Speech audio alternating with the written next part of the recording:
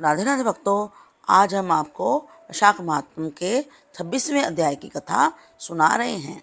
पिछले अध्याय में हमने आपको बताया था कि जब शंख ऋषि व्याध को वैशाख महात्म की कथा सुना रहे थे, तब सबके देखते ही देखते पंचशाखी वृक्ष पृथ्वी पर गिर पड़ा और उसके कोटर से एक बड़ा ही भयंकर सांप निकला, जो तत्काल पाप रूपी देह को त्याग कर हाथ जोड़कर सिर झुकाकर बैठ गया था।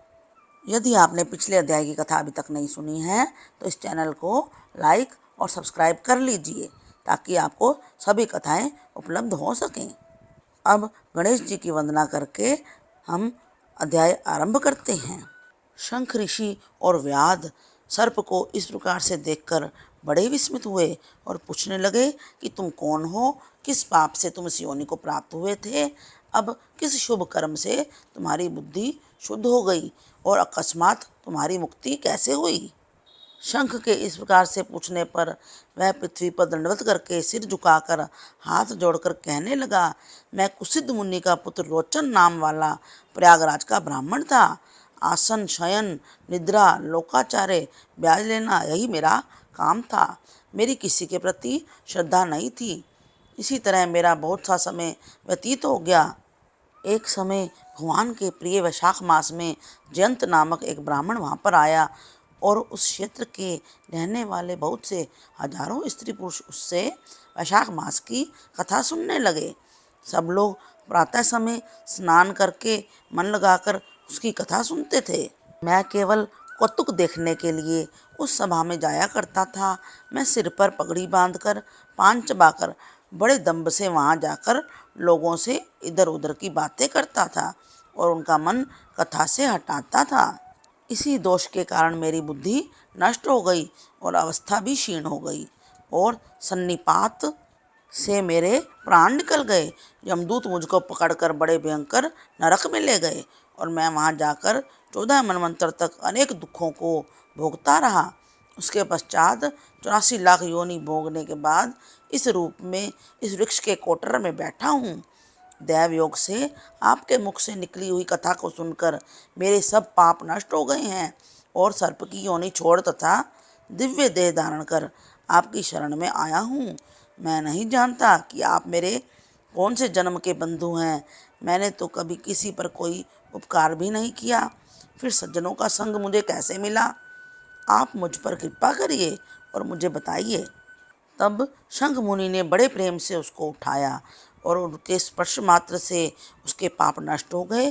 फिर उस दिव्य रूपधारी ब्राह्मण पर कृपा करके सब वृतांत कहने लगे। हे ब्राह्मण, वैशाख मास और भगवान विष्णु का महात्म्य सुनने मात्र से तेरे सब पाप नष्ट हो गए हैं। तू क्रम से अतिवाहक लोकों को जाकर वेद शर्मा नाम से प्रसिद्ध होकर सब विद्याओं में निपुण होगा। प्रत्येक जन्म में तुझे जाति स्मृति बनी रहेगी और तुम संपूर्ण इच्छाओं को त्याग कर वैशाख धर्म के, विष्णु के प्रिय धर्म को करोगे। निष्प्रिय गुरु भक्त और जितेंद्रिय होकर उस जन्म में सदैव भगवान की कथा सुनने में तत्पर रहोगे और इस प्रकार से तुम सिद्धि को प्राप्त होगे और सब बंधनों से मुक्त होकर योगियों को भी दुर्लभ मोक्ष पद को प्राप्त करोगे। ऐसा कहकर मुनीश्वर चुप हो गए। तब व्याध को देखकर वह दिव्य पुरुष मुनीश्वर से कहने लगा, हे महाराज, मैं धन्य हूँ। आपकी कृपा से मेरे पूर्ण भाग्य उदय हो गए हैं। आपने मुझ पर बड़ी कृपा की है, जिससे मेरे यह दुष्ट योनि चली गई। ऐसा कहकर वह परिक्रमा करके आज्ञा लेकर स्वर्गलोक को चला गया। जब संध्या हो गई तो शंख मुनि व्याध सहित रात्रि को वहाँ ही रहे और शंख मुनि भगवान के अनेक अवतारों और इतिहास की कथा सुनाते रहे। प्रातःकाल में ब्रह्म मुहूर्त में उठकर शौच आदि क्रिया से निवृत्त होकर सूर्योदय से पहले ही स्नान, संध्या, वंदन और तर्पण आदि करके व्याध को बुलाकर उसके सिर पर प्रोक्षण करके वेद से भी अधिक शुभदायक फल देने वाला राम 2 अक्षर का मंत्र जपने के लिए कहा। शंख कहने लगे, हे व्याध, विष्णु का नाम अनेक पापों को दूर करने वाला है, इसलिए तुम निरंतर राम नाम का जाप करते रहो।